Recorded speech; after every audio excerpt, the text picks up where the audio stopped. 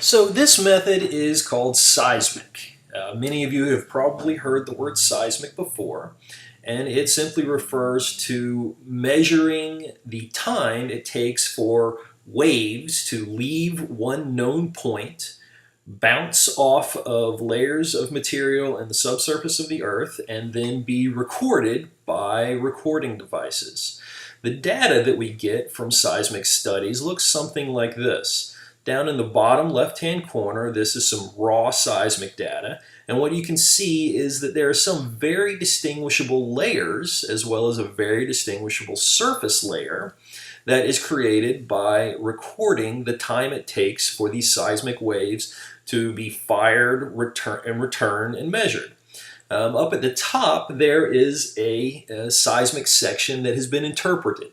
And you can see that they have drawn in various layers of various surfaces and even found two fault zones that are, it looks like they are right lateral faulting with a vertical component. So there's a lot of data that can be deduced from seeing these subsurface images, even though we don't actually have to go down there.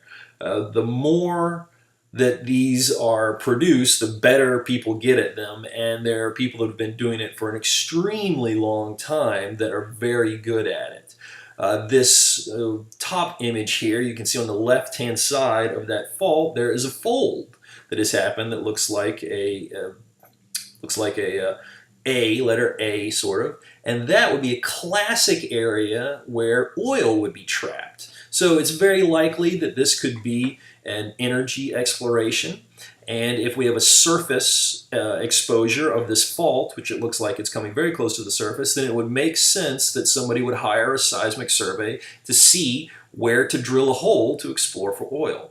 So in this case, a hole would be drilled right where that fold is, the top of that fold is, in the hopes that, again, density separation has led to there being a pocket of natural gas over a pocket of oil over water. So these are really good examples of what actual seismic data looks like.